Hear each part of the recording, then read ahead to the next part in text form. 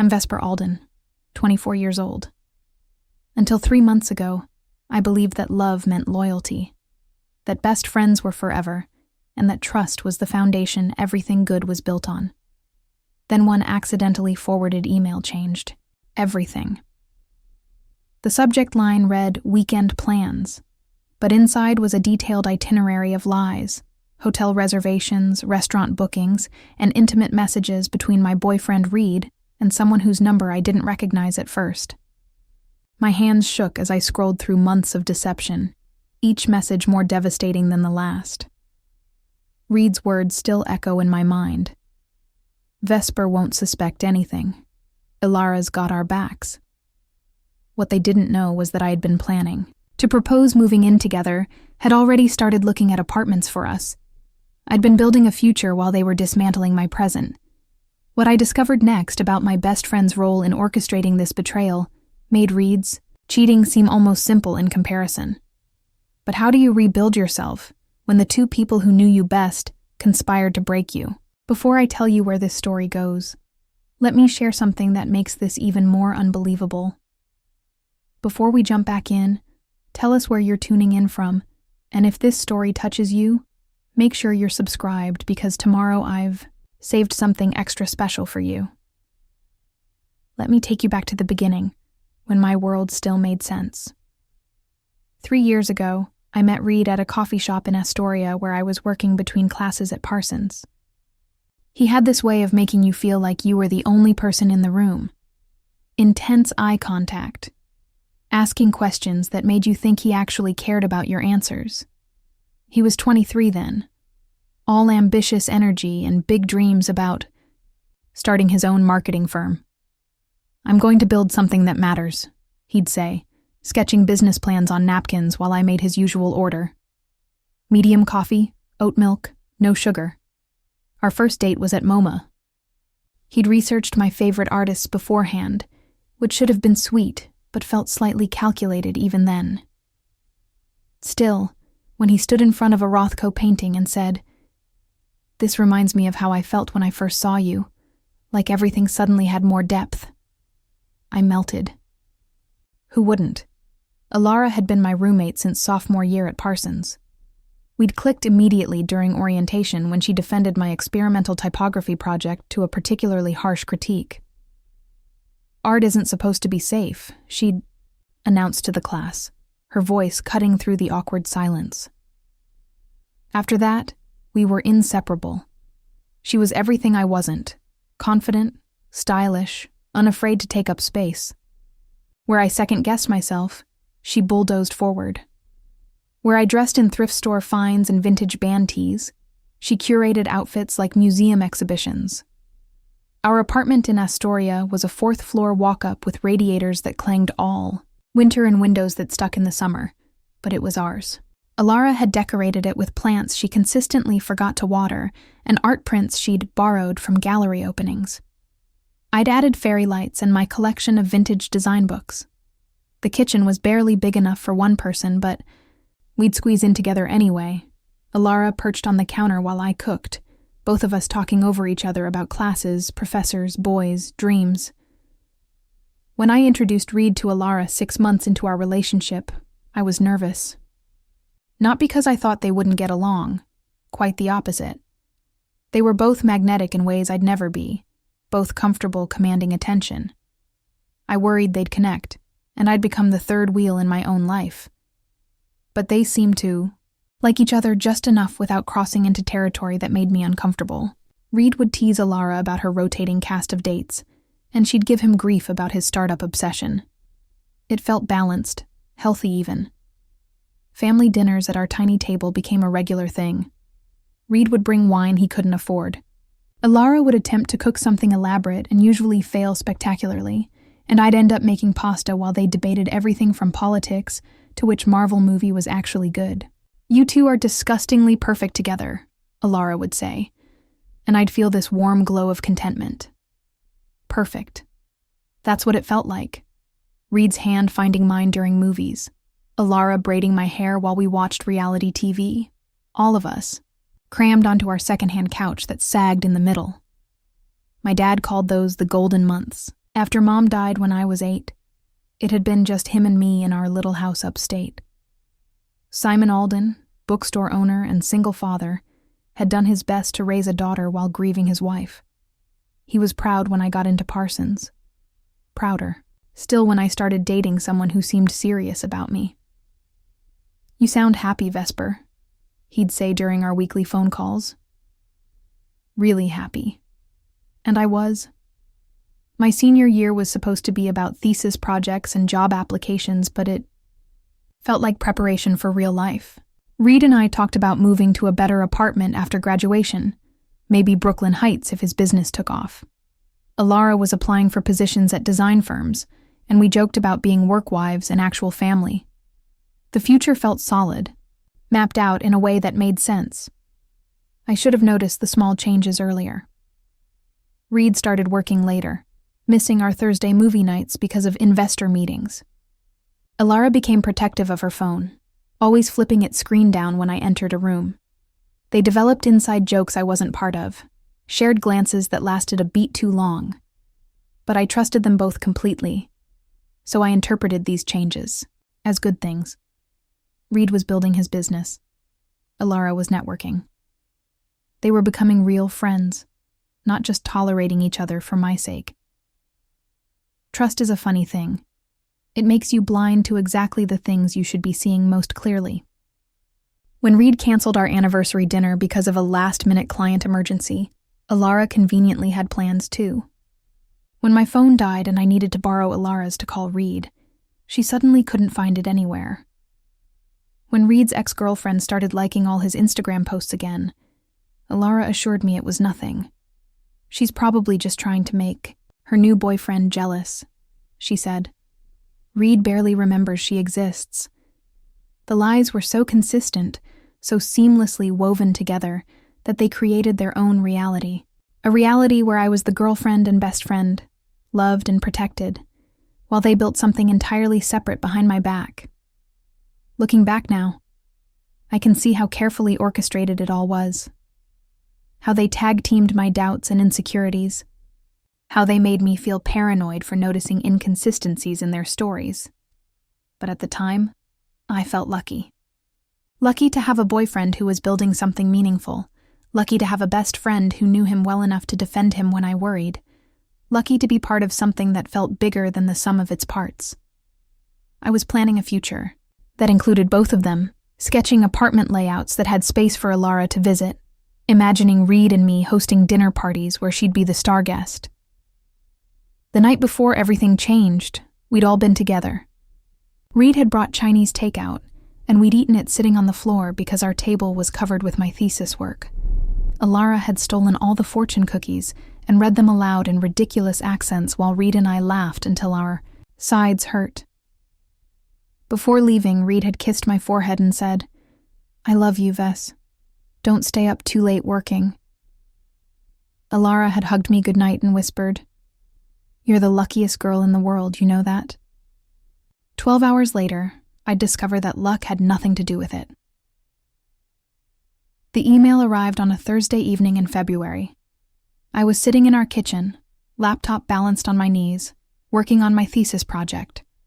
A series of book cover redesigns exploring how visual identity shapes reader expectations. My coffee had gone cold hours ago, but I was in that focused state where time becomes elastic and the world narrows to just you and your work. Reed was supposed to come over for dinner, but he texted around 5 saying he had to stay late for a client call. "Rain check on tonight? I'll make it up to you this weekend," followed by a heart emoji. Standard Reed behavior lately. The demands of launching his business meant our time together had become increasingly negotiable. I was annoyed, but not suspicious. Entrepreneurship was demanding. I understood that intellectually, even if it stung emotionally. Alara was out on a date with someone from her contemporary art theory class, so I had the apartment to myself for what felt like the first time in weeks. My phone buzzed with an email notification. The sender was Reed's business partner, Marcus, someone I'd met briefly at a few networking events. The subject line read, "Weekend plans updated itinerary." I almost deleted it without opening. Clearly meant for Reed, probably forwarded to me by mistake. But something made me pause. Reed had mentioned maybe going away this weekend, but he'd been vague about details. I opened it. "Hey man, everything's set for the Hamptons weekend. Changed the reservation to the King Suite like you asked. Figured you'd want the extra space with everything that's been going on. Sarah's excited to finally meet you properly. Ilara confirmed she can cover for you with Vesper if needed. Attachment has all the details.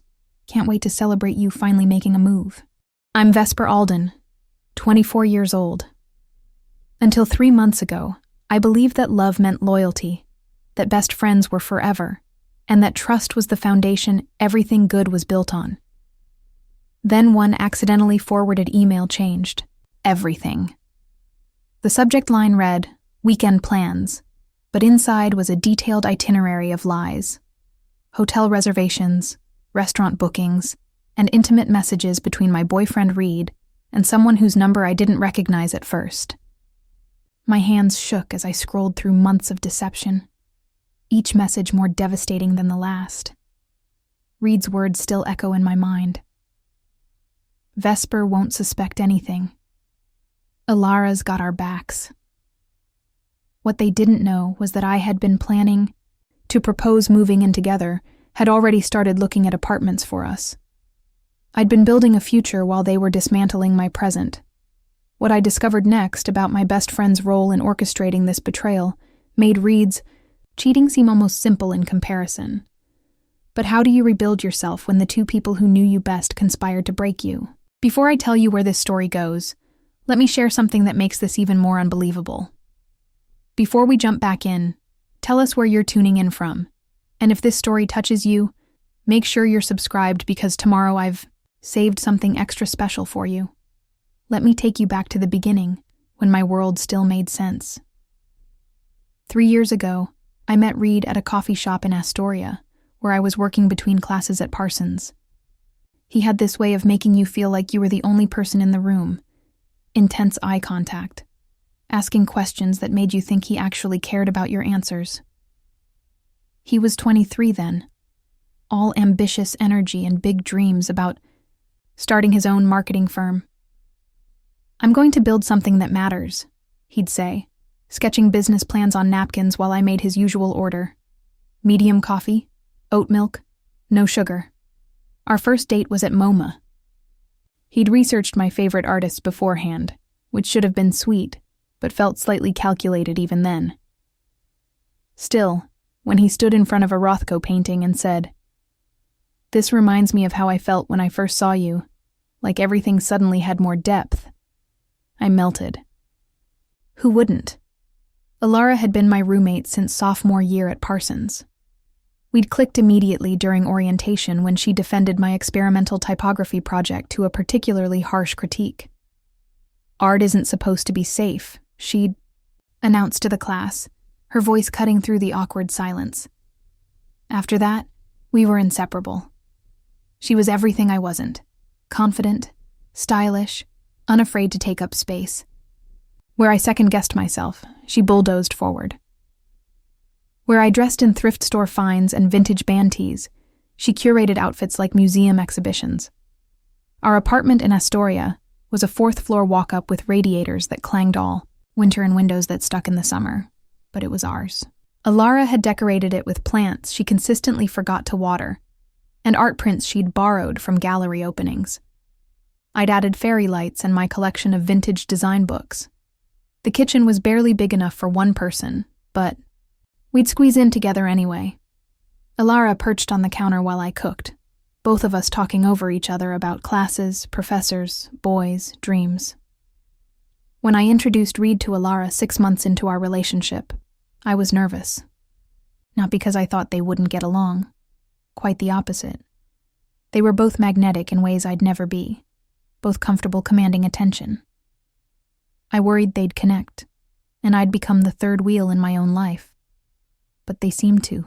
Like each other just enough without crossing into territory that made me uncomfortable. Reed would tease Ilara about her rotating cast of dates, and she'd give him grief about his startup obsession. It felt balanced, healthy even. Family dinners at our tiny table became a regular thing, Reed would bring wine he couldn't afford. Alara would attempt to cook something elaborate and usually fail spectacularly. And I'd end up making pasta while they debated everything from politics to which Marvel movie was actually good. "You two are disgustingly perfect together," Alara would say, and I'd feel this warm glow of contentment. Perfect. That's what it felt like. Reed's hand finding mine during movies, Alara braiding my hair while we watched reality TV. All of us, crammed onto our second-hand couch that sagged in the middle. My dad called those the golden months. After Mom died when I was 8, it had been just him and me in our little house upstate.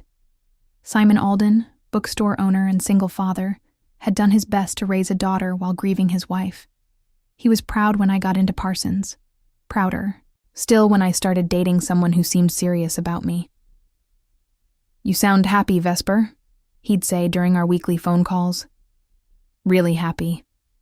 And I was. My senior year was supposed to be about thesis projects and job applications, but it felt like preparation for real life. Reed and I talked about moving to a better apartment after graduation, maybe Brooklyn Heights if his business took off. Alara was applying for positions at design firms, and we joked about being work wives and actual family. The future felt solid, mapped out in a way that made sense. I should have noticed the small changes earlier. Reed started working later, missing our Thursday movie nights because of investor meetings. Alara became protective of her phone, always flipping its screen down when I entered a room. They developed inside jokes I wasn't part of, shared glances that lasted a beat too long, but I trusted them both completely, so I interpreted these changes as good things. Reed was building his business. Alara was networking. They were becoming real friends, not just tolerating each other for my sake. Trust is a funny thing. It makes you blind to exactly the things you should be seeing most clearly. When Reed canceled our anniversary dinner because of a last-minute client emergency, Alara conveniently had plans too. When my phone died and I needed to borrow Alara's to call Reed, she suddenly couldn't find it anywhere. When Reed's ex-girlfriend started liking all his Instagram posts again, Alara assured me it was nothing. "She's probably just trying to make her new boyfriend jealous," she said. Reed barely remembers she exists. The lies were so consistent, so seamlessly woven together, that they created their own reality, a reality where I was the girlfriend and best friend, loved and protected, while they built something entirely separate behind my back. Looking back now, I can see how carefully orchestrated it all was. How they tag-teamed my doubts and insecurities. How they made me feel paranoid for noticing inconsistencies in their stories. But at the time, I felt lucky. Lucky to have a boyfriend who was building something meaningful. Lucky to have a best friend who knew him well enough to defend him when I worried. Lucky to be part of something that felt bigger than the sum of its parts. I was planning a future. That included both of them. Sketching apartment layouts that had space for Alara to visit. Imagining Reed and me hosting dinner parties where she'd be the star guest. The night before everything changed, we'd all been together. Reed had brought Chinese takeout, and we'd eaten it sitting on the floor because our table was covered with my thesis work. Alara had stolen all the fortune cookies and read them aloud in ridiculous accents, while Reed and I laughed until our sides hurt. Before leaving, Reed had kissed my forehead and said, "I love you, Vess. Don't stay up too late working." Alara had hugged me goodnight and whispered, "You're the luckiest girl in the world, you know that?" 12 hours later, I'd discover that luck had nothing to do with it. The email arrived on a Thursday evening in February. I was sitting in our kitchen, laptop balanced on my knees, working on my thesis project. A series of book cover redesigns exploring how visual identity shapes reader expectations. My coffee had gone cold hours ago, but I was in that focused state where time becomes elastic and the world narrows to just you and your work. Reed was supposed to come over for dinner, but he'd texted around 5 saying he had to stay late for a client call. "Rain check on tonight? I'll make it up to you this weekend," followed by a heart emoji. Standard Reed behavior lately, the demands of launching his business meant our time together had become increasingly negotiable. I was annoyed, but not suspicious. Entrepreneurship was demanding. I understood that intellectually, even if it stung emotionally. Alara was out on a date with someone from her contemporary art theory class, so I had the apartment to myself for what felt like the first time in weeks. My phone buzzed with an email notification. The sender was Reed's business partner, Marcus, someone I'd met briefly at a few networking events. The subject line read, "Weekend plans, updated itinerary." I almost deleted it without opening, clearly meant for Reed, probably forwarded to me by mistake. But something made me pause. Reed had mentioned maybe going away this weekend, but he'd been vague about details. I opened it. "Hey man, everything's set for the Hamptons weekend. Changed the reservation to the King Suite like you asked. Figured you'd want the extra space with everything that's been going on. Sarah's excited to finally meet you properly. Alara confirmed she can cover for you with Vesper if needed. Attachment has all the details. Can't wait to celebrate you finally making a move." "No," I cut her off. "You don't get to be concerned about me now. You don't get to pretend you care what happens to me after what you've done." I grabbed my keys and headed for the door, Alara following me. "Are you going to call Reed?" she asked. "Are you going to tell him you know?" I paused with my hand on the doorknob. "Why? Are you worried about him?" "I'm worried about you. I know you, Vess. I know how you get when you're hurt. Please don't do anything you'll regret." The audacity was breathtaking. She was still trying to manage my reactions, still trying to control the narrative, still protecting Reed even now. "The only thing I regret," I said without turning around, "is trusting either of you." I walked out of our apartment and down 4 flights of stairs, my footsteps echoing in the narrow stairwell. Outside, February air hit my face like a slap, sharp and clarifying. I stood on the sidewalk for a moment, duffel bag heavy on my shoulder, and realized I had nowhere to go. Most of my friends were really our friends, mine and Alara's together. Relationships she'd initiated and I'd followed. The few people who were purely mine lived in dorms or shared apartments where crashing for more than a night would be impossible. I could go to a hotel, but my bank account couldn't sustain that. For more than a few days, I could call my dad. Simon would drive down from Albany and be here in 2 hours, no questions asked until I was ready to answer them. But the thought of explaining this mess to him made my chest tight with shame. Not shame about being cheated on. That wasn't my fault. Shame about how completely I'd misread my own life. How naive I'd been about the people closest to me. Instead, I found myself walking toward the subway, not entirely sure where I was going until I was already on the train heading toward Brooklyn. Noor. My neighbor from the building next door. The one who'd knocked on my door 6 months ago to ask if I knew anything about the water pressure issues in the building. We'd ended up talking for an hour about everything from the gentrification of Astoria to the best late-night food delivery options. Noor Almasi was a junior attorney at a legal aid clinic, 3 years older than me, and possessed of the kind of practical wisdom that made her seem even older than that. She was direct in a way that had initially intimidated me, but that I'd come to appreciate. No games, no hidden agendas, no social niceties that obscured what she actually meant. We'd become friendly over the past few months, the kind of friendship that was built on borrowed sugar and packages accepted when the other person wasn't home. Conversations in the hallway that sometimes stretched longer than planned. She'd mentioned once that her couch was extremely comfortable and that her door was always open if I ever needed to escape my roommate's rotating cast of overnight guests. Found myself standing outside her building at nearly 10 p.m., suddenly unsure. What if she wasn't home? What if she was home but not alone? What if our casual friendship wasn't the kind that extended to crisis management?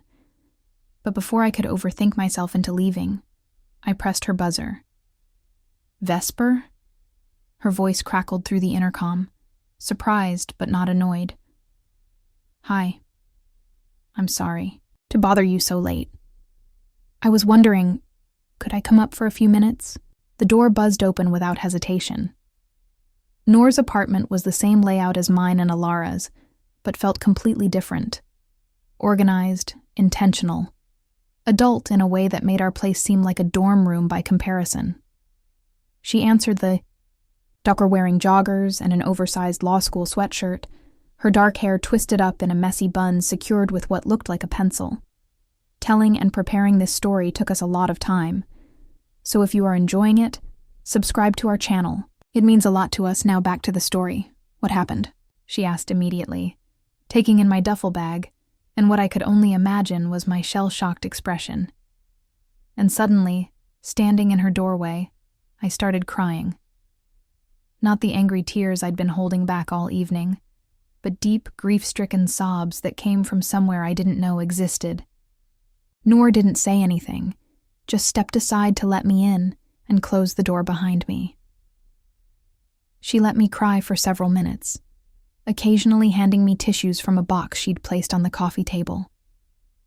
When the worst of it had passed, she disappeared into her kitchen and returned with 2 mugs of tea and a plate of cookies that looked homemade. "Tell me," she said simply. So I told her. Everything. The email, the months of lies, Ilara's betrayal, Reed's casual dismissal of our relationship, the way they'd collaborated to manage my reactions while building something separate behind my back. Noor listened without interrupting, her expression growing darker as the story progressed.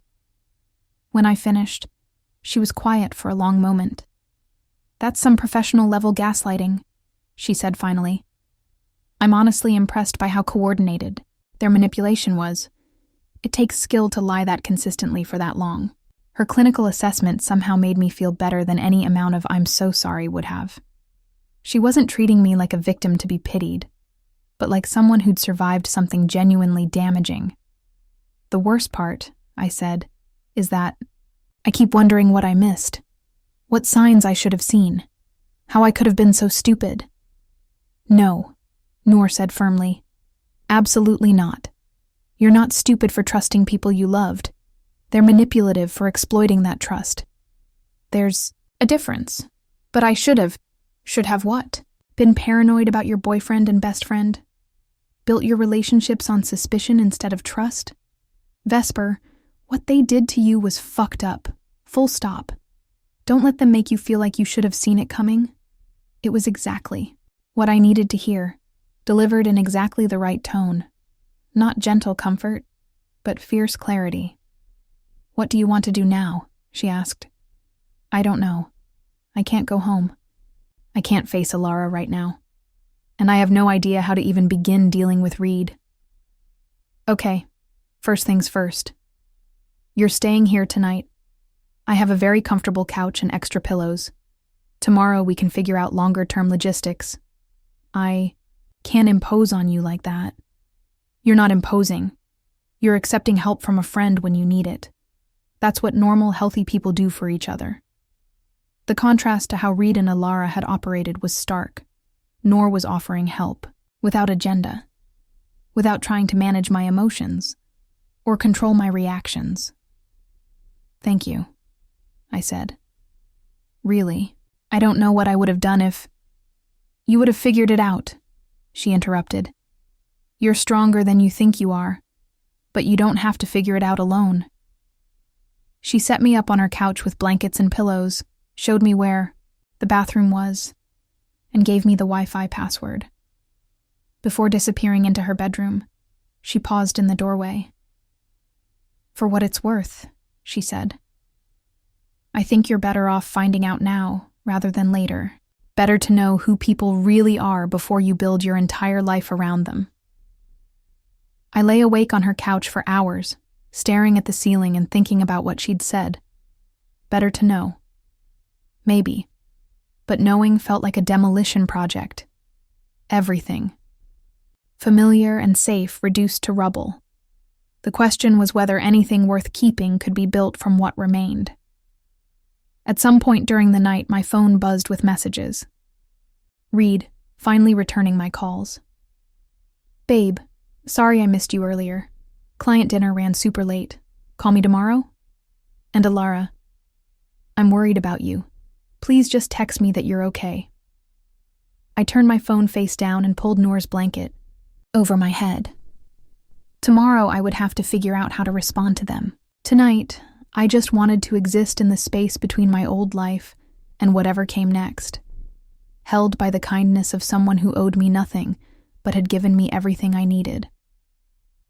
I woke up on Noor's couch to the smell of coffee and the sound of morning news playing quietly from her kitchen. For a moment, I forgot where I was and why, experiencing a brief, blissful confusion before reality crashed back in. Reed was cheating on me. Alara had helped him do it.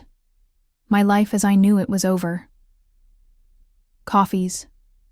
Ready, Noor called softly from the kitchen. And I made extra scrambled eggs if you're hungry. I found her standing at her counter, dressed for work in a sharp blazer and jeans, her hair pulled back in a neat bun that actually looked intentional this time. She handed me a mug of coffee and studied my face. How are you feeling? Like I got hit by a truck, I admitted. But also weirdly, clear? Does that make sense? She nodded. Shock has a way of cutting through bullshit. Your body hasn't caught up to what your brain knows yet. My phone had been buzzing intermittently all morning. Reed had called twice and left a voicemail. Alara had sent a string of increasingly frantic texts, the most recent of which read, "Vesper, you're scaring me. Please just tell me you're alive. Have you decided what you want to say to them?" Noor asked. I keep going back and forth.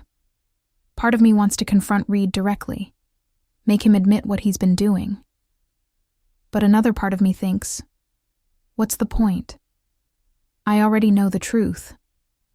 What would confronting him accomplish? I don't know. Maybe I want to see him try to explain himself. Maybe I want him to feel as ambushed as I did last night. Those are valid feelings. But think about what you actually want the outcome to be. Do you want closure? Do you want an apology? Do you want him to choose you over her? The last question hit me like ice water. Did I want Reed to choose me? After everything I'd learned about how he really saw me, how he'd described me to Marcus as sweet but not really long-term material? No, I said slowly. I don't want him to choose me. I don't want someone who thinks of me as a placeholder while he finds someone better. Good. Hold on to that clarity. Noor left for work with instructions to make myself at home and a spare key in case I needed to go out. I spent the morning on her couch, alternating between reading the email thread again and staring at my phone, trying to decide how to handle Reed and Alara. Around noon, I finally called Reed back. Vesper. I was getting worried when you didn't respond last night. How are you, babe? Babe. The casual endearment made my skin crawl. I'm fine, I said. I need to talk to you about something. Can you meet me? Of course. Is everything okay? You sound off. Can you meet me at Prospect Park, the meadow near the carousel? That's kind of a trek from Queens. Can't we just meet at your place? No. Prospect Park, 2:00. There was a pause. Okay, sure. Should I be worried about something? I'll see you at 2. I hung up before he could ask more questions. Next, I texted Alara. I'm fine. I'm staying with a friend. We'll talk soon. She responded immediately. Thank God. I was about to call your dad. When can we talk? I need to explain. I turned my phone off without responding. The train ride to Brooklyn gave me time to rehearse what I wanted to say to Reed. But when I saw him waiting by the carousel, all my prepared speeches evaporated. He looked exactly the same as always. Dark hair slightly messed up from running his hands through it, wearing the jacket I'd bought him for his birthday last year, checking his phone while he waited. Normal, like he hadn't spent the past 4 months systematically dismantling our relationship. Hey, he said when he saw me, moving in for his usual greeting kiss. I stepped back, and his expression shifted to confusion. We need to talk, I said. Okay. He gestured toward a bench overlooking the meadow. What's going on? You've been acting strange since yesterday. I sat down but kept space between us. I know about Sarah. The color drained from his face so quickly I thought he might pass out. Vesper, I know about the Hamptons this weekend. I know about the 4 months of lying. I know about Alara helping you cover it up. He was quiet for so long I thought he might deny it. Instead, he put his head in his hands. How did you find out? Does it matter? I guess not. He looked up at me, and for the first time since I'd known him, Reed looked vulnerable, young. I'm sorry, Vess. I never wanted you to find out like this. How did you want me to find out? Were you ever going to tell me? Yes. Of course. I was just trying to figure out the right way to do it. The right way to do what? Break up with me? Because that's what this is, right? You're leaving me for her. Another long pause. I think we both know this hasn't been working for a while. The gaslighting was so smooth, I almost admired it. Making our relationship problems mutual. Making the failure something we'd both contributed to instead of something he'd engineered. Actually, Reed, I don't know that. I thought we were working towards something together. I thought when you talked about building a future, I was part of it. You are. You were. But Vesper, we want different things. You're focused on your art, on creative stuff. I'm trying to build something bigger, something that requires a different kind of partner. Someone like Sarah. Someone who understands business. Someone who can be an asset to what I'm building instead of just along for the ride. The casual cruelty of it took my breath away. Along for the ride, as if 3 years of emotional support, of believing in his dreams, of rearranging my life around his ambitions, had been passive spectatorship. Is that really how you see me? As someone who's just along for the ride? He had the grace to look uncomfortable. I didn't mean it like that. How did you mean it?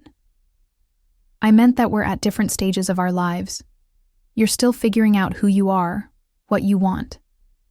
I know what I want, and I need someone who can help me get there. And Alara, how does she fit into this? Alara cares about you. She wanted to make sure this didn't destroy you. She thought if we could find the right way to transition things, maybe we could all stay friends. Stay friends. The delusion was staggering. Let me make sure I understand this correctly, I said. You decided I wasn't good enough for your long-term plans. You started dating someone else without telling me. You enlisted my best friend to help you lie to me for months, and now you want to transition out of our relationship so we can all stay friends? When you put it like that, it sounds like exactly what it is, Reed. It sounds like you treated me like an inconvenience to be managed rather than a person you loved. I do love you, he said quietly. I'll always love you. No, you don't. You love the idea of me. You love having someone who believes in you unconditionally, but you don't love me enough to be honest with me. You don't love me enough to end things cleanly instead of hedging your bets with someone else. We sat in silence for several minutes, watching families play in the meadow. Normal people living. Normal lives that weren't built on lies and betrayal. What happens now? Reed asked finally. Now you go be with Sarah. You build your empire with someone who's a better asset. And you leave me alone. I don't want to lose you completely. You already have. I stood up from the bench, shouldering the purse that held my entire life now. Wallet, phone, keys to an apartment I couldn't go back to. Vesper, wait. I turned back. For what it's worth, he said. I really am sorry. I never wanted to hurt you. No, I said. You just didn't want to be inconvenienced by hurting me. There's a difference. I left him sitting on that bench and walked back toward the subway, feeling lighter with each step. The conversation had gone exactly as I'd expected. No real accountability, no genuine remorse, just the hollow apologies of someone who was sorry to be caught rather than sorry for what he'd done. But something had shifted in me during that conversation. When Reed had called me someone who was just along for the ride, instead of feeling diminished, I'd felt clarified. Like his dismissal had revealed something important about not just how he saw me, but how I'd been seeing myself. For 3 years, I had been along for the ride. I'd arranged my life around his schedule, his ambitions, his vision of our future. I'd made myself smaller to fit into the space he'd designated for me. And I'd called it love. But love wasn't supposed to require you to diminish yourself. Love wasn't supposed to make you feel like you had to earn your place in someone's life. Love wasn't supposed to be contingent on how useful you could be to someone else's dreams. As the train carried me back toward Brooklyn, I felt something I hadn't expected: relief. Not just relief that the lies were over, but relief that I didn't have to pretend anymore. I didn't have to pretend that Reed's ambitions were more important than mine. I didn't have to pretend that being grateful for his attention was the same as being valued.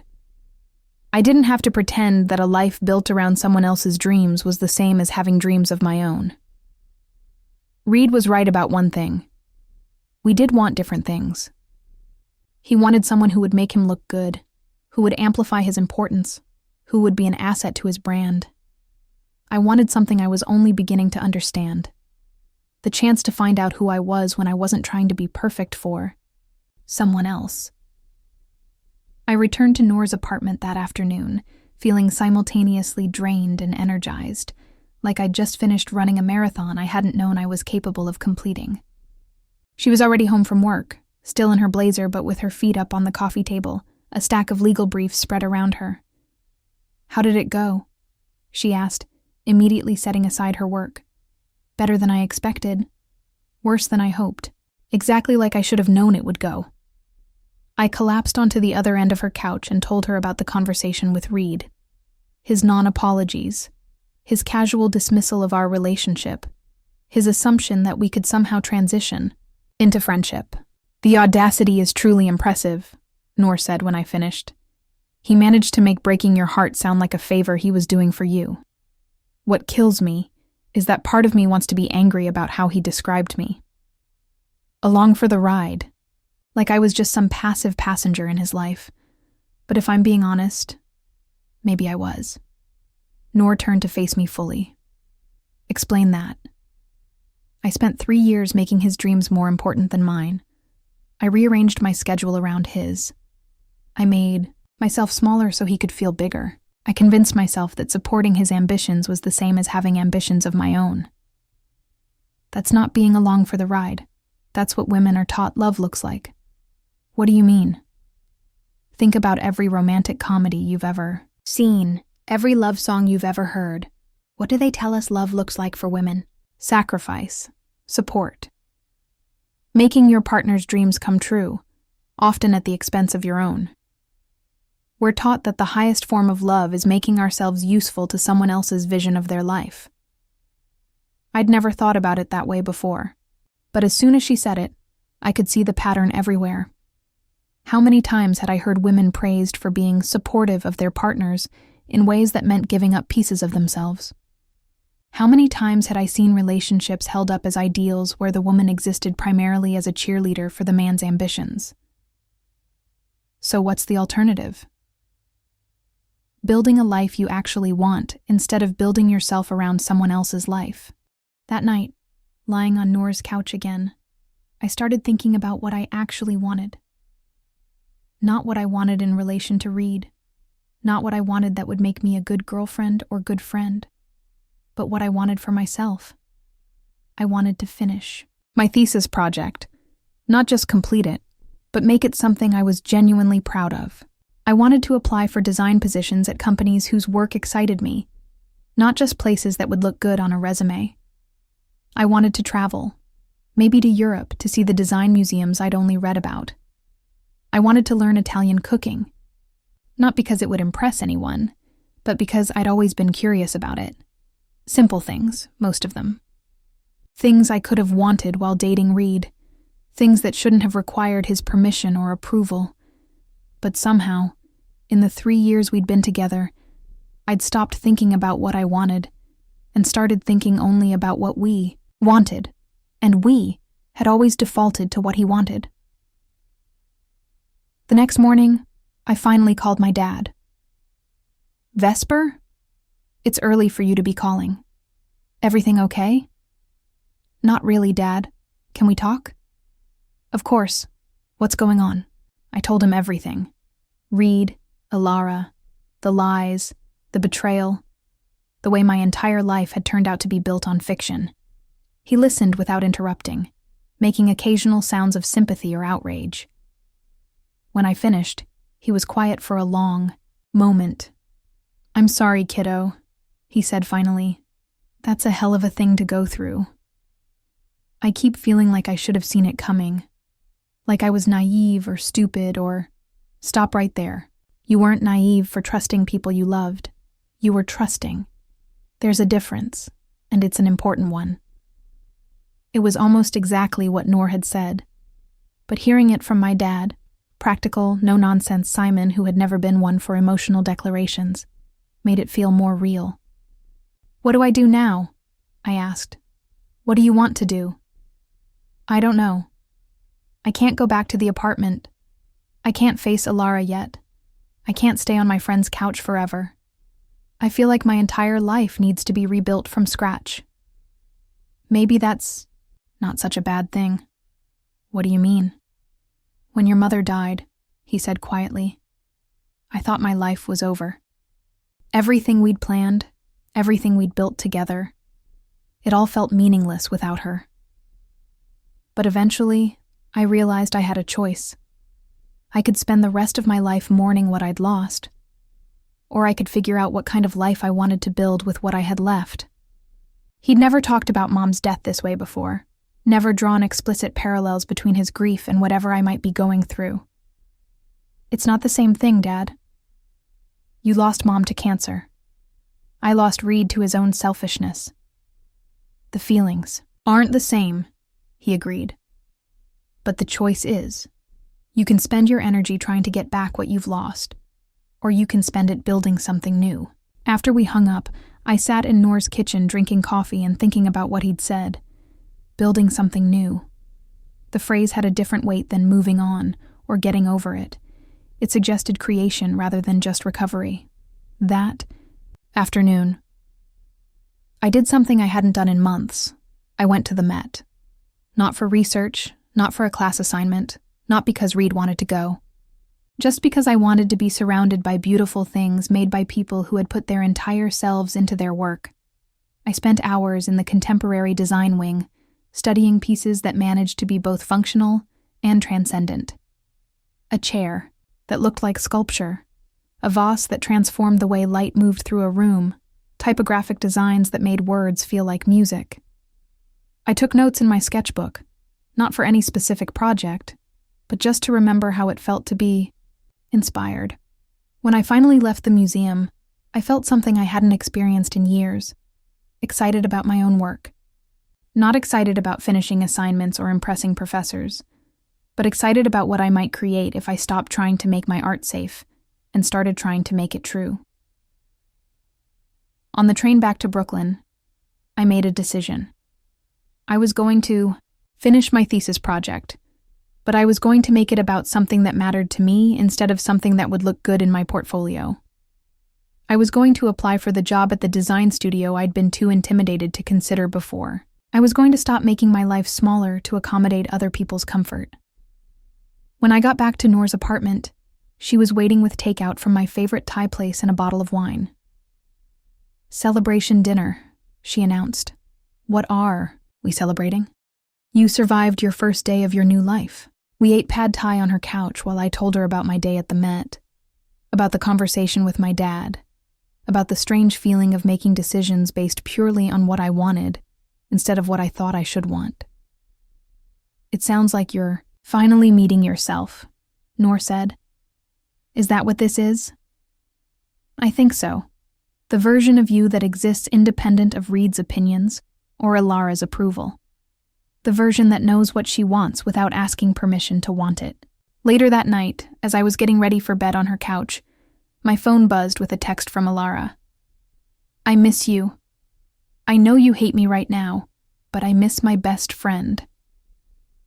For the first time since this whole thing started, I felt genuinely sad, instead of just angry. I did miss her. Missed the version of our friendship that had existed before I knew she was capable of betraying me so completely. I missed having someone who knew me well enough to finish my sentences, someone who could make me laugh until my sides hurt, someone who felt like family in the way that chosen family can be even more meaningful than blood. But I also knew that version of our friendship had been built on my willingness to overlook things about Alara that made me uncomfortable, her tendency to bend the truth when it suited her, her need to be the center of attention in every situation, the way she sometimes competed with me even while claiming to support me. I'd chosen to see those things as minor flaws rather than glimpses of who she really was. I'd chosen to believe that her love for me would override her capacity for selfishness. I'd been wrong. I didn't respond to her text. I wasn't ready to forgive her, and I wasn't sure I ever would be. But more importantly, I was starting to understand that forgiveness wasn't the only option. Sometimes the kindest thing you could do for yourself was to let people go, not with hatred, but with the recognition that some betrayals changed the fundamental nature of a relationship beyond repair. I fell asleep that night thinking about the chair I'd seen at the Met, beautiful and functional, completely itself without apology. I wanted to build a life like that. I'd been staying with Noor for almost a week when she sat me down at her kitchen table with the kind of serious expression that usually preceded difficult conversations. "We need to talk about logistics," she said. "And before you start apologizing for imposing, let me be clear. You're welcome to stay here as long as you need to. But I think we should talk about what comes next." She was right. I couldn't camp on her couch indefinitely, no matter how generous she was being. I needed to figure out housing, needed to deal with my lease with Alara, needed to start making practical decisions about how to rebuild my life. "I've been thinking about that," I said. "I have enough saved up for a security deposit on a studio apartment, but finding a place that's both affordable and decent in this city feels impossible." "What about your lease with Alara?" "It's in both our names through August. I could probably get out of it if I explained the situation to the landlord, but that would leave her with the full rent, and despite everything..." I trailed off. "Despite everything, you don't want to screw her over financially," Noor finished. "Is that stupid? She helped my boyfriend cheat on me for months and I'm worried about her rent? It's not stupid. It's who you are. But you don't have to set yourself on fire to keep other people warm." That afternoon, I finally went back to the apartment to get more of my things. I'd texted Alara first to make sure she wouldn't be there. I wasn't ready for that conversation yet, and she'd responded immediately with the information that she'd be at work until 7. The apartment felt different when I let myself in, like the air itself had changed. Everything looked the same. Our mismatched furniture, the plants Alara never remembered to water, the photos of us from happier times. But it all felt contaminated now, charged with the knowledge of what had been happening behind my back. Packed methodically. More clothes, my art supplies, books I'd need for my thesis, the ceramic mug my dad had made me in a pottery class years ago. Small, essential things that would help me feel like myself wherever I ended up living. While I packed, I noticed things I'd somehow missed before. A receipt from a restaurant I'd never been to tucked between magazines on our coffee table. A bottle of wine in our refrigerator that neither of us drank red. A scarf hanging by the door that wasn't mine or Alara's. Evidence of the life she'd been living parallel to our friendship. Traces of the person she'd been when she wasn't performing loyalty. For me, I was almost finished when I heard keys in the lock. Alara appeared in the doorway, still wearing her work clothes, looking like she'd lost weight in the past week. "Hi," she said quietly. "I thought you'd be at work until 7. I left early. I was hoping I'd catch you." We stood there awkwardly, two people who used to be comfortable in silence together, suddenly strangers. "How are you?" she asked. "I'm fine. Just getting some more of my things." Vesper, can we please talk? Really talk? I wanted to say no, to grab my bag and leave without engaging. But part of me needed to understand. Not to forgive her, but to make sense of how someone I'd trusted completely had been capable of such sustained deception. Okay, I said. Talk. She sat down on our couch, gesturing for me to join her. I remained standing. I know you think I'm a terrible person, she began. And maybe I am. But I need you to understand that everything I did came from a place of caring about you. You covered for my cheating boyfriend for months. In what universe is that caring about me? I was trying to protect you from being hurt worse than necessary. Worse than necessary? Alara, he was building a relationship with another woman while lying to my face every single day. How much worse could it have been? If you'd found out earlier, before he figured out what he wanted, you might have fought for him. You might have tried to change yourself to be what he needed. I've seen you do that before. The accuracy of the observation stung. I probably would have tried to fight for Reed, would have convinced myself that I could become the kind of woman he wanted. That was my choice to make, I said. Not yours. I know. I know that now. But at the time, I thought I was being a good friend. I thought I was saving you from making yourself smaller for someone who wasn't worth it. So instead, you helped him lie to me while I made myself smaller anyway, just without knowing why he was pulling away. Alara's eyes filled with tears. I fucked up, Vess. I fucked up in a huge way. But you have to believe that I never wanted to hurt you.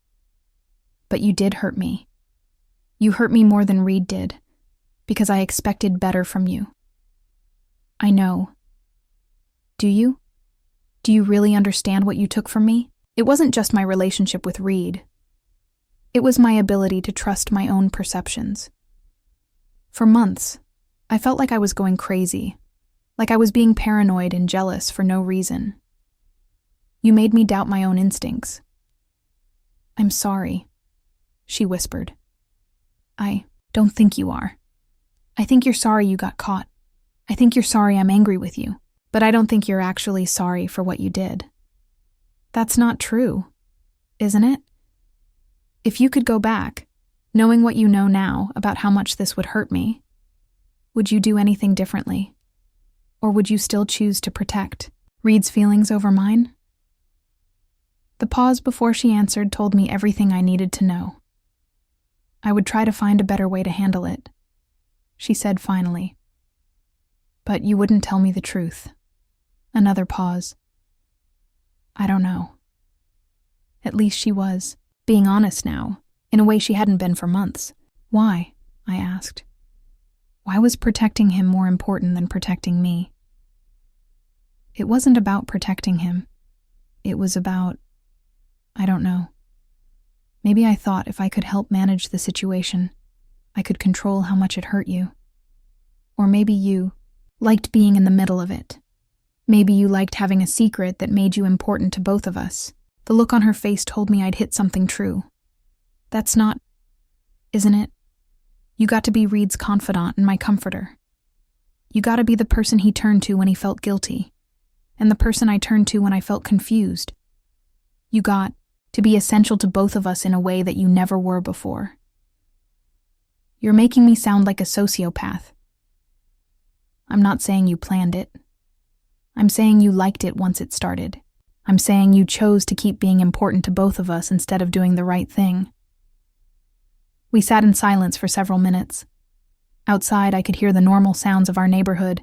Kids playing, cars passing, people living their uncomplicated lives. I miss you, Alara said finally. I miss my best friend. I miss her too, I admitted. But I don't think she exists anymore. Or maybe she never existed the way I thought she did. What does that mean? It means I spent 3 years seeing you the way I wanted to see you, instead of the way you actually were. It means I ignored things about you that made me uncomfortable, because I wanted our friendship to be what I needed it to be. What things? The way you sometimes lied about small things when the truth was just as easy. The way you flirted with guys I was dating. Not seriously enough to be called cheating, but enough to test boundaries. The way you competed with me, even while claiming to support me. Each example landed like a physical blow. I could see her recognizing the truth of them, remembering incidents she'd probably thought I'd forgotten or never noticed.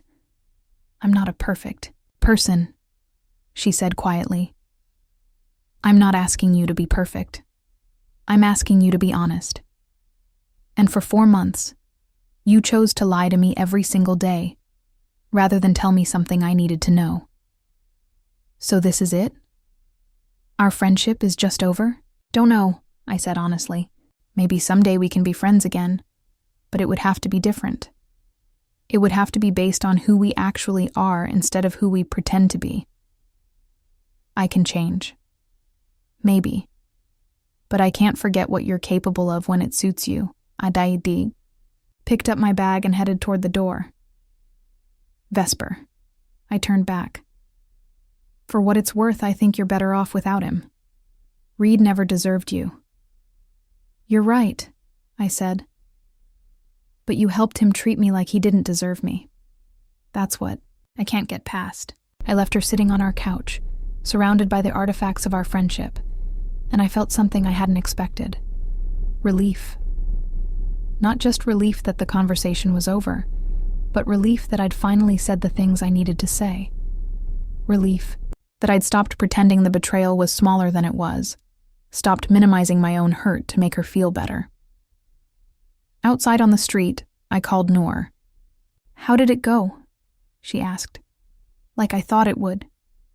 She's sorry she got caught, not sorry for what she did. Are you okay? I think so. I think I'm finally ready to stop looking backwards and start looking forward. Good. Because I have news. That might help with that.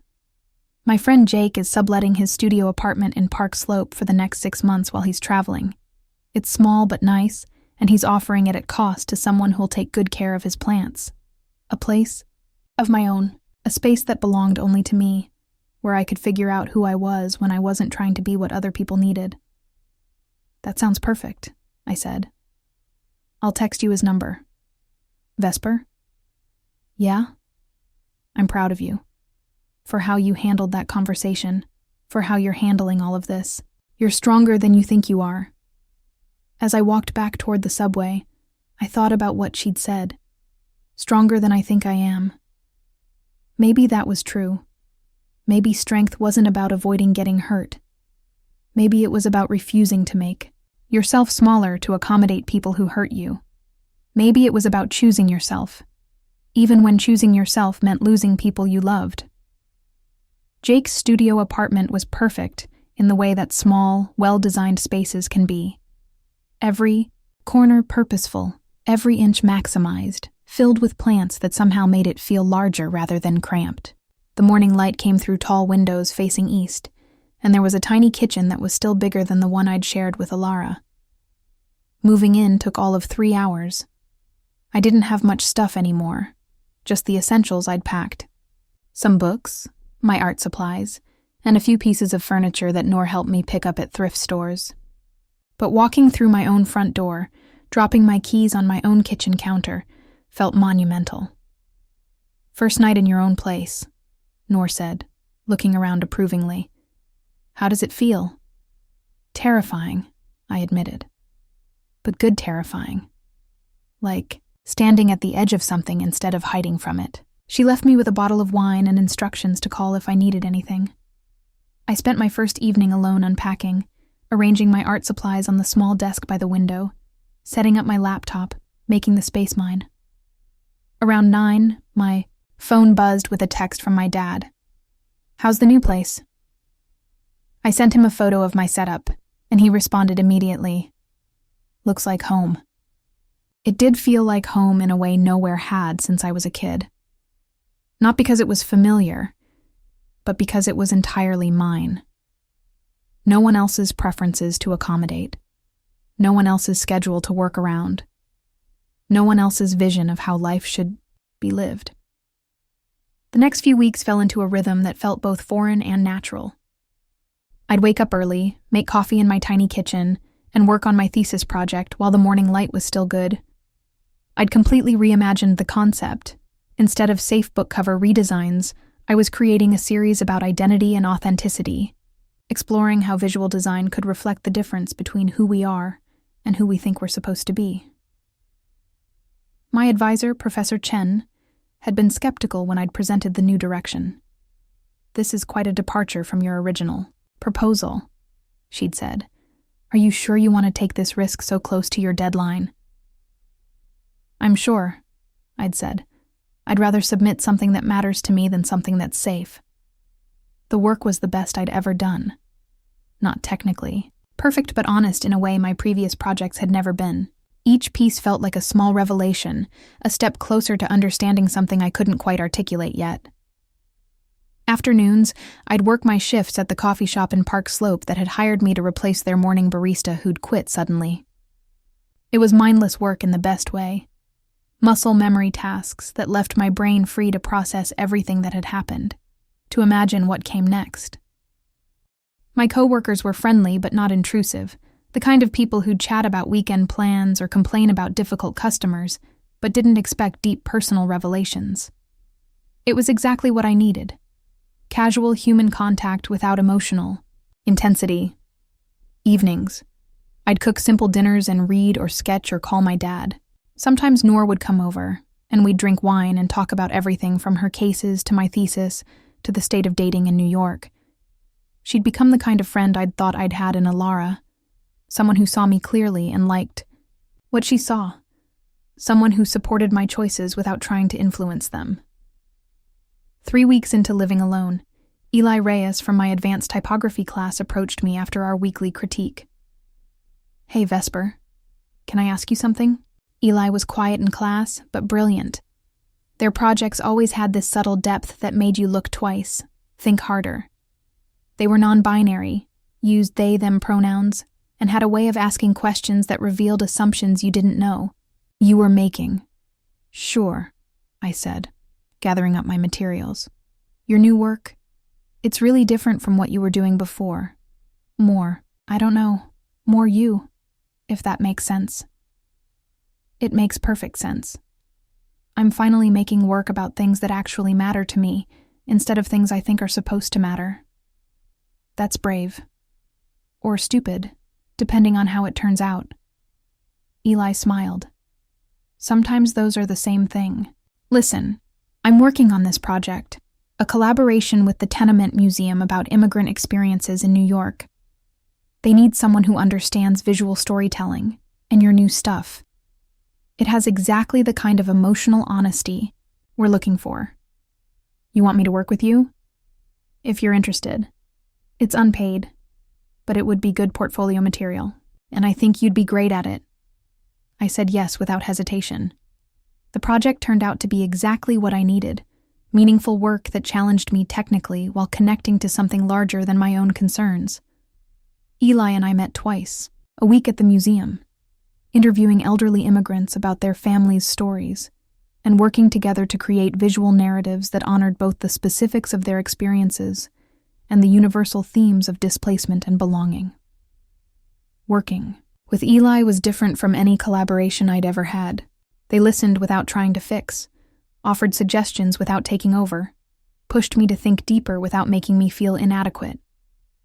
They had the kind of creative confidence I was still building, completely comfortable with their own vision while being genuinely curious about others. "How do you do that?" I asked one afternoon as we worked on layouts for the museum exhibition. "Do what?" "Know what you want to make without needing anyone else to validate it." Eli looked up from their sketches. "Practice, mostly.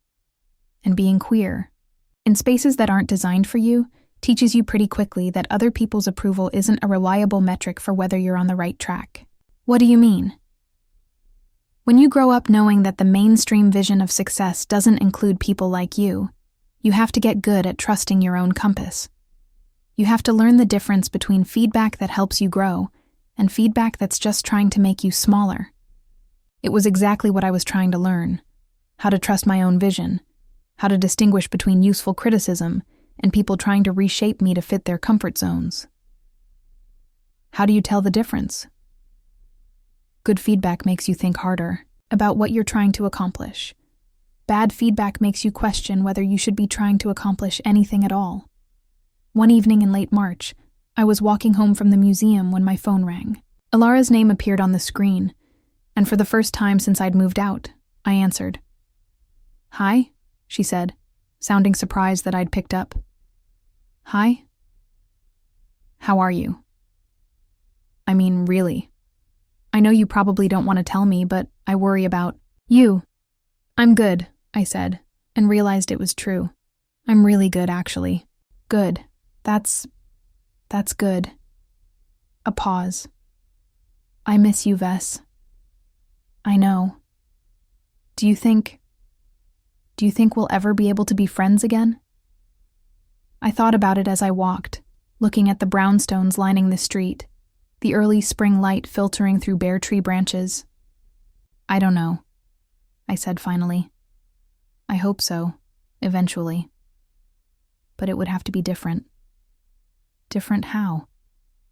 "I'd have to trust you again, and you'd have to earn that trust back." "How do I do that?" "I don't know, Ilara. I think you have to figure that out for yourself." After we hung up, I felt something I hadn't expected. Sadness, but not the devastating kind. The gentle kind. The kind that acknowledges loss without being destroyed by it. Maybe Ilara and I would find our way back to friendship someday, and maybe we wouldn't.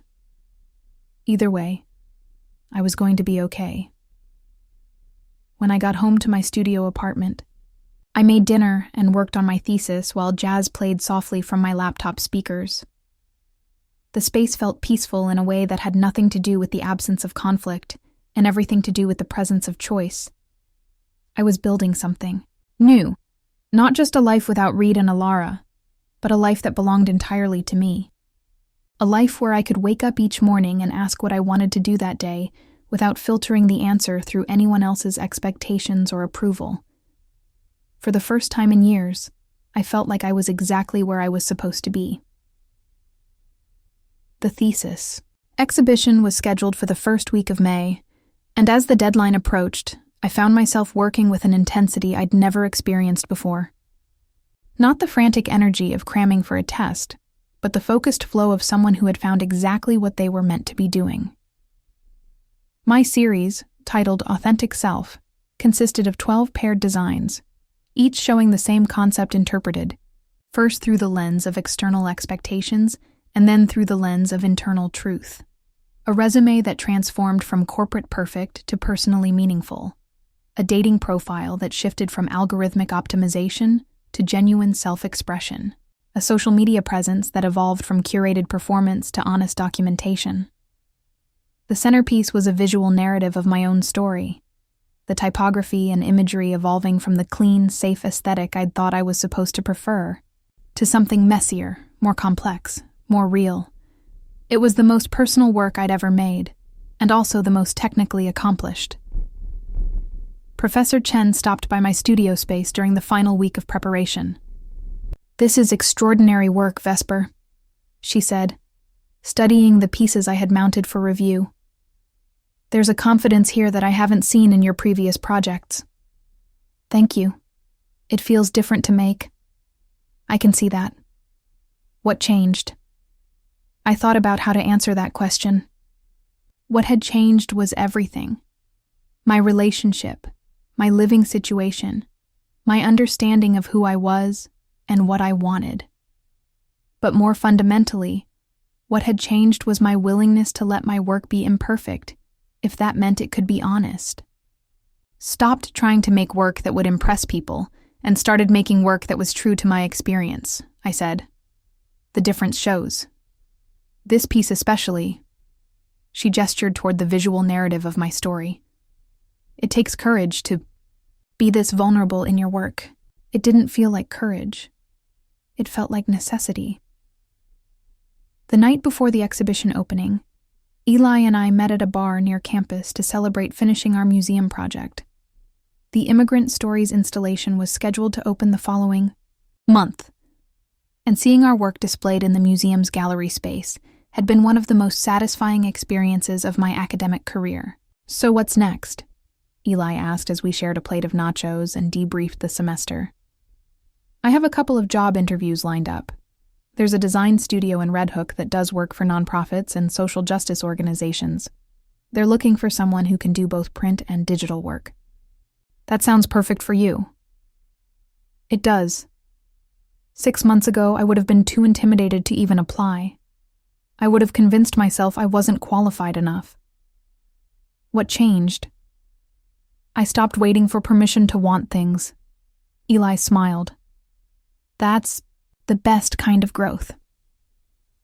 The exhibition opening was larger than I'd expected, with not just our classmates and professors, but industry professionals, alumni, and families. My dad had driven down from Albany, looking slightly out of place in his bookstore, casual among the art world crowd, but beaming with pride as he studied my work. "I don't understand all of it," he admitted, "but I can see you in it. The real you, not the version you think you're supposed to be. Is that good or bad?" "It's perfect." Noor arrived with a small group of her co-worker friends, all of them smart, accomplished women who asked thoughtful questions about my design process and the concepts behind the work. Standing there explaining my choices, defending my decisions, articulating my vision, I felt something click into place. This was who I was.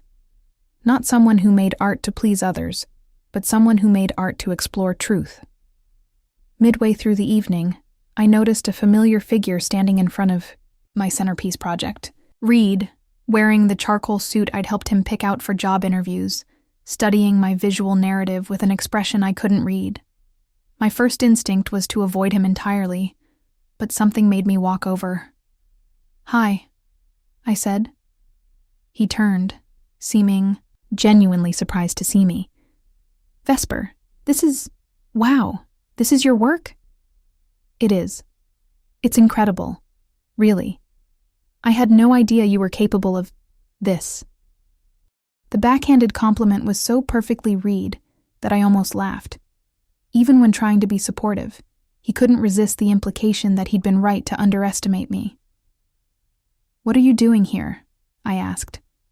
Professor Chen mentioned the exhibition in her newsletter. I was curious. And I think I owe you an apology. A real one, not the bullshit non-apology I gave you in the park. "Okay. I was wrong about you.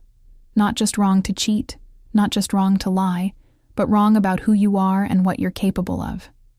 This work, it's brilliant. It's the kind of work I could never do. Never even understand how to approach. Thank you. I convinced myself that you were holding me back, that you weren't ambitious enough for what I was trying to build. But looking at this, I think maybe I was the one, holding you back." It was the closest thing to genuine insight I'd ever heard from Reed, and I appreciated it even as I recognized that it didn't change anything fundamental between us. "Maybe we were holding each other back," I said. "Maybe we were both trying to be versions of ourselves that didn't really exist. Maybe." He paused, looking around the gallery at other students' work, the proud families, the industry professionals taking notes. "Are you happy?" "I'm getting there." "Good. You deserve to be happy." After he left, I stood in front of my own work for a few minutes, seeing it through his eyes and then through my own. 6 months ago, his approval would have meant everything. To me. Tonight it felt nice but not necessary. The work was good because it was honest, not because Reed could finally see value in it. The evening wound down with promises to stay in touch, business cards exchanged, and several professors expressing interest in featuring my work in the department's promotional materials. I packed up my pieces carefully, already imagining how I'd display them in whatever apartment came next, whatever life I built.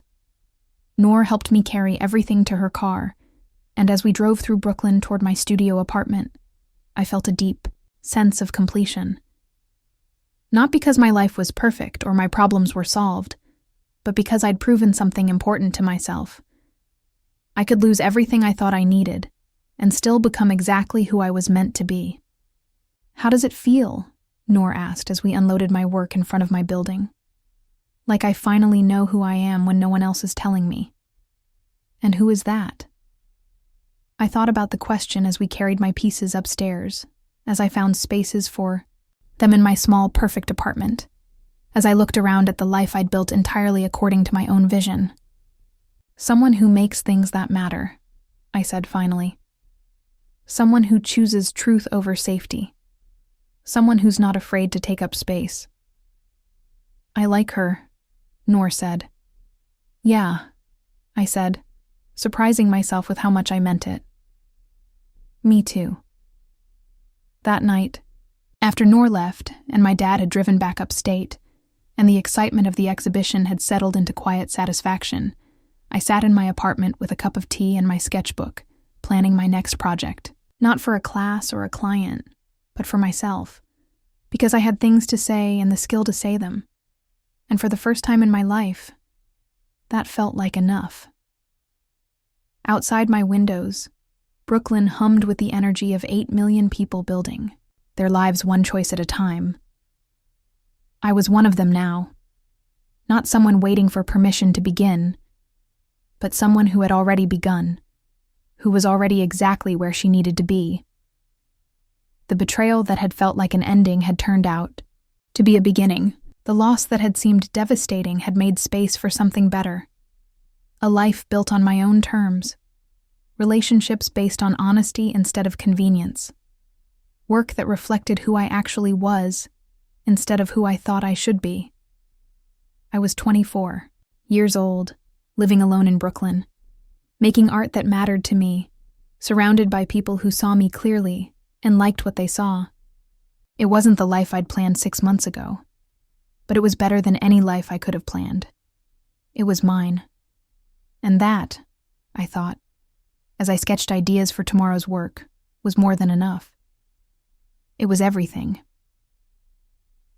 A year later, I walked past the coffee shop in Astoria where I'd first met Reed. The storefront had changed, now a boutique plant store with neon signage and a cactus in the window. But the memory flickered like an old reel of film. Me, 21 and wide-eyed, handing him his oat milk coffee, mistaking charisma for character. The neon sign buzzed softly in the afternoon light, casting pink and green shadows across the sidewalk. Through the glass, I could see young professionals examining succulents and ferns, their faces lit with the same hopeful energy I'd once carried into that space. A barista who couldn't have been older than 19 carefully arranged a display of air plants, her movements deliberate and proud. She reminded me of myself at that age, eager to please, quick to trust, believing that good intentions were enough to navigate the complexities of adult relationships. I paused for just a moment, my reflection ghost-like in the window beside the cactus. The woman staring back at me bore little resemblance to the girl who had worked behind that counter 3 years ago. My hair was shorter now, cut in a way that framed my face with intention rather than hiding behind it. I wore clothes that fit properly, that I'd chosen because I liked them rather than because they made me invisible. Most importantly, my eyes held something they hadn't before, a quiet certainty, a sense of belonging in my own skin. I didn't stop. I didn't need to. Some ghosts are better left uninvited. The walk to the gallery took me through neighborhoods that had become familiar over the past year. After everything fell apart, I'd moved to a studio apartment in Bed-Stuy, a space barely larger than a walk-in closet but entirely mine. The walls were white when I moved in, sterile and impersonal. Now they were covered in sketches, color swatches, and photographs I'd taken during long walks through the city. My easel stood in the corner where the morning light hit strongest, surrounded by canvases in various stages of completion. Those first months alone had been difficult in ways I hadn't anticipated. It wasn't just the obvious loneliness or the financial strain of supporting myself entirely for the first time. It was the silence. After years of Alara's constant chatter and Reed's confident pronouncements about art and life, the quiet of my own thoughts felt almost deafening. I'd wake up in the mornings with no one to perform for, no one whose approval I needed to earn before my first cup of coffee. Initially, that freedom felt more like vertigo. I'd stand in front of my easel for hours, paralyzed by the infinite possibilities of the blank canvas. What did I want to say if I wasn't trying to impress Reed? What did I want to create if Alara wasn't there to offer her running commentary? Who was I as an artist when stripped of all the external voices that had been shaping my work for so long? The breakthrough came on a rainy Thursday in October. I'd been struggling with a painting for weeks, a landscape that felt forced and lifeless, despite my technical skill. In frustration, I'd started tearing up old sketches and photographs, planning to throw them away. But as I held a photo of myself at 12, gap-toothed and grinning at my first art class, something shifted. Instead of discarding it, I glued it to the canvas, right over the sterile landscape. Then I added a sketch I'd made of my grandmother's, hands and a ticket stub from a concert Noor and I had attended. What emerged was something entirely new. Not a painting in the traditional sense, but a collage that told a story across time and space. The layers spoke to each other in ways I hadn't planned, creating connections and tensions that felt alive in a way my previous work never had. For the first time in months, I felt like I was discovering something rather than simply executing an idea. That piece became the first in what would eventually become my revision series. That morning, my solo exhibition opened at a community gallery in Brooklyn. It wasn't MoMA, but it was packed. Friends, mentors, even strangers who had followed my journey through snippets online. The collection was titled Revisions, a series of layered collages that deconstructed old narratives, romantic, familial, artistic, and rebuilt them with transparency, color, and unapologetic space. The gallery was a converted warehouse in Gowanus, all exposed brick and industrial lighting. When I'd first visited the space 6 months earlier, it had felt impossibly vast for my small collection. But as I watched people move through the room, clustering around pieces and engaging in animated conversations, it felt exactly right. The work needed space to breathe, just as I had. Each piece in the series addressed a different aspect of revision, the way we rewrite our stories as we grow and change. False Start incorporated elements from my earliest paintings, the ones I'd created trying to emulate Reed's style, but transformed them with bold strokes of color and unexpected textural elements.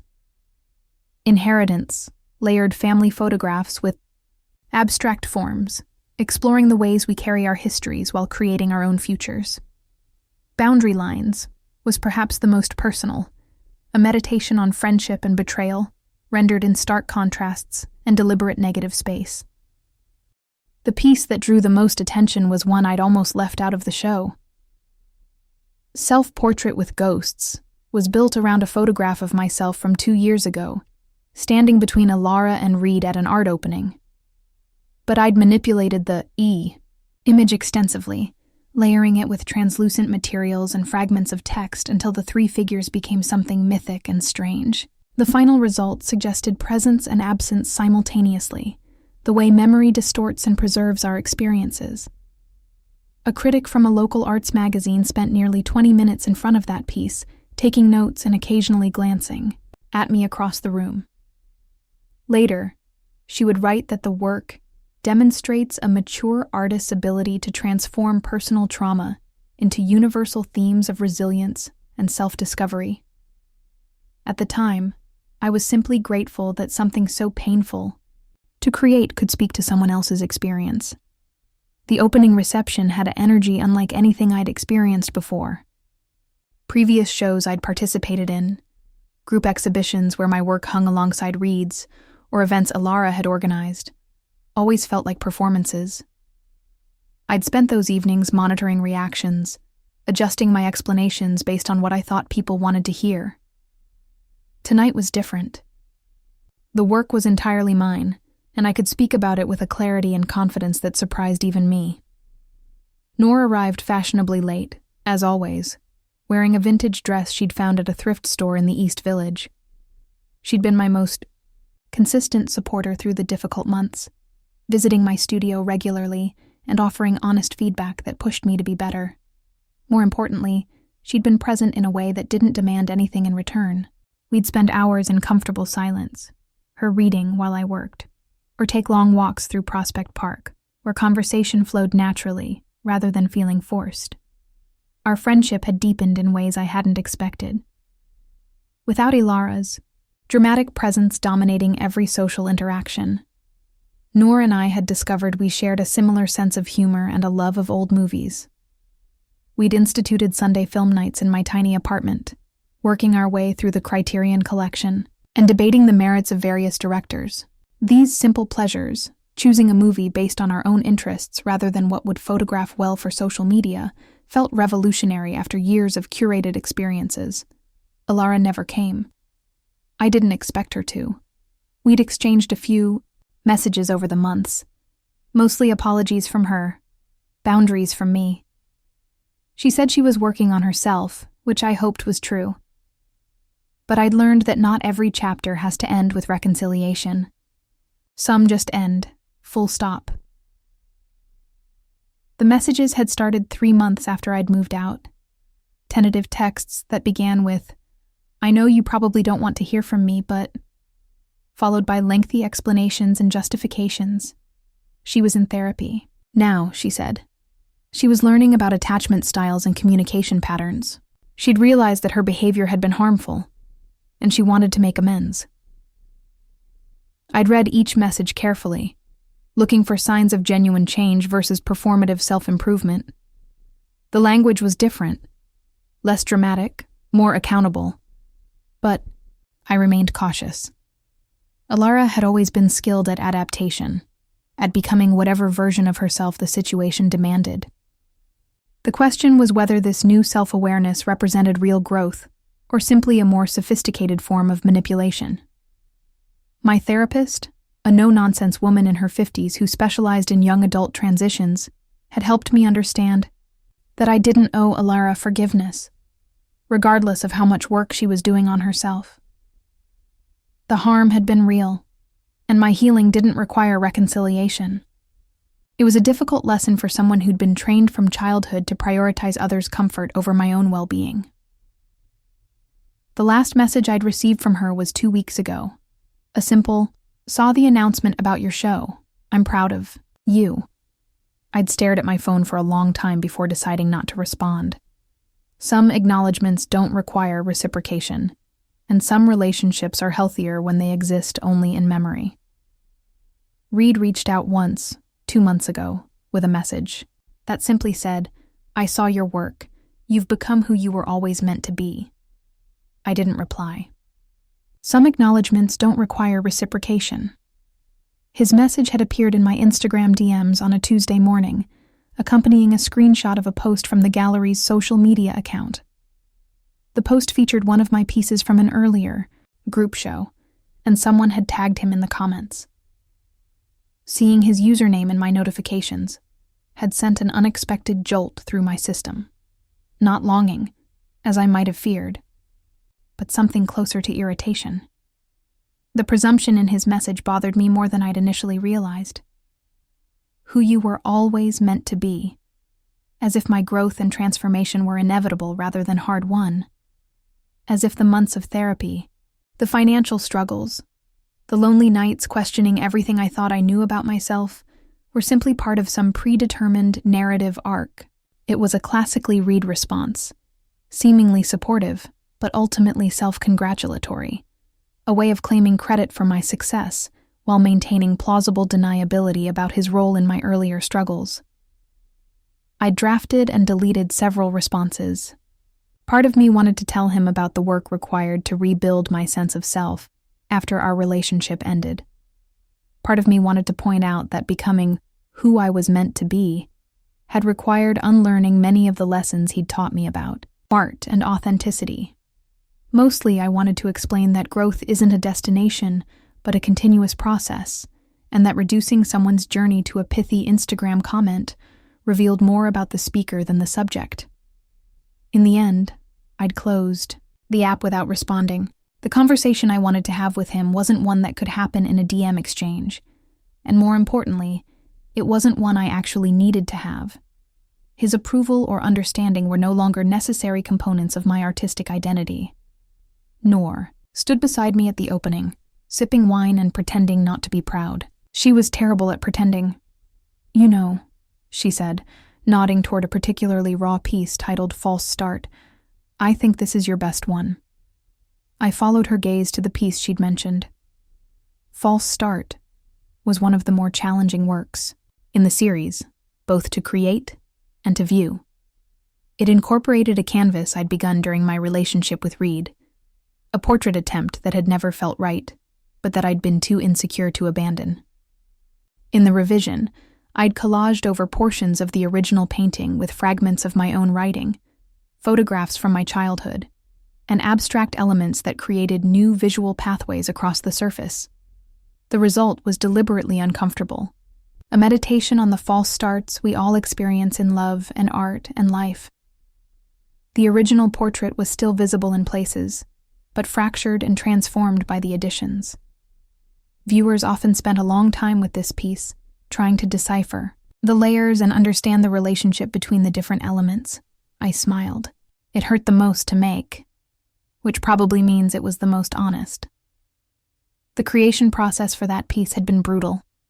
I'd started and stopped dozens of times, overwhelmed by the emotions it brought up. There were sessions where I'd work, for hours, only to cover everything I'd done with gesso and start over. Other times, I'd sit in front of it and cry, processing grief, not just for the relationship, but for the version of myself who had needed that relationship to feel whole. My therapist had encouraged me to stay with the discomfort rather than avoiding it. "The feelings you're having about this piece," she'd said, "they're not just about the art. They're about everything you're processing. Let the work hold that for you." It was advice that had proven invaluable, not just for that piece, but for the entire series. We clinked glasses, the sound sharp and celebratory in the gallery's ambient noise. Around us, conversations continued to flow, strangers and friends engaging with my work in ways that felt both surreal and deeply satisfying. An older woman in a silk scarf had been standing in front of Inheritance for nearly 10 minutes, occasionally wiping her eyes with a tissue. A young couple debated the meaning of the negative space in boundary lines, their voices animated with the particular energy of people discovering something new together. In the year since my life unraveled, I'd learned how to be whole without an audience. I'd learned to create without apology, to walk away without looking back, to make space for new people without making myself small. I'd learned that starting over isn't failure, it's freedom. The learning process hadn't been linear or easy. There were setbacks and moments of doubt, days when the old patterns of seeking external validation felt overwhelming. I'd started keeping a journal, not for any audience, but simply to process my thoughts and track my growth. The early entries were full of anger and confusion, but gradually they'd evolved into something more reflective and intentional. One entry from 6 months ago had become particularly meaningful to me. Today, I painted for 3 hours without taking a single photo for social media. I didn't think about how to describe the work or what people would think of it. I just painted. It felt like coming home to myself.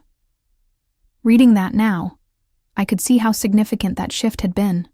The movement, from creating for others to creating for the pure joy and necessity of it. The process of learning to be whole without an audience had required me to rediscover what I actually enjoyed versus what I thought I should enjoy. I'd stopped going to certain art openings that felt obligatory and started attending poetry readings and experimental theater performances that genuinely excited me. I'd begun cooking elaborate meals for myself on Sunday afternoons, not because they were Instagram-worthy, but because the process of chopping vegetables and tending to something, growing felt meditative and nurturing. Most importantly, I'd learned to trust my own instincts about people and situations. The red flags I'd ignored in past relationships, the subtle put-downs, the boundary violations, the ways certain people made me feel smaller rather than larger, were now impossible to miss. It wasn't that I'd become cynical or closed off, but rather that I'd developed a clearer sense of what healthy connection felt like.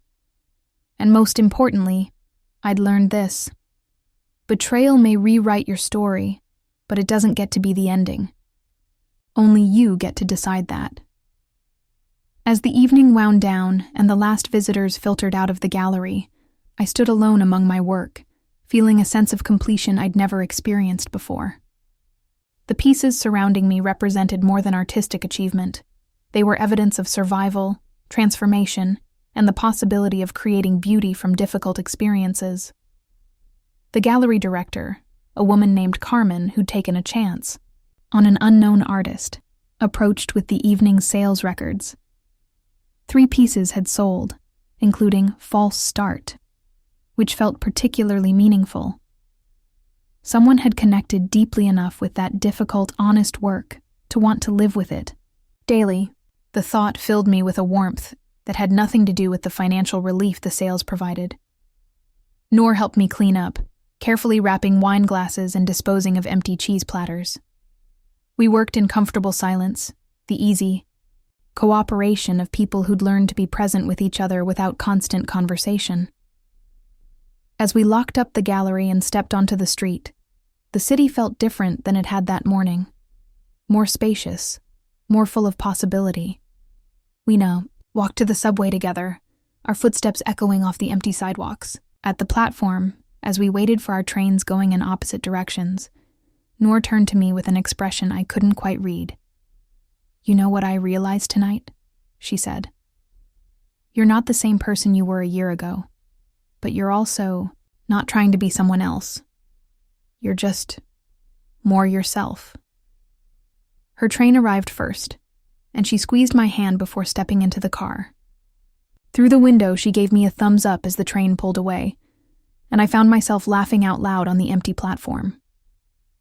When my own train arrived, I chose a seat by the window and watched Brooklyn blur past in the darkness. My reflection stared back at me from the glass, and for the first time in years, I felt genuinely excited about what came next.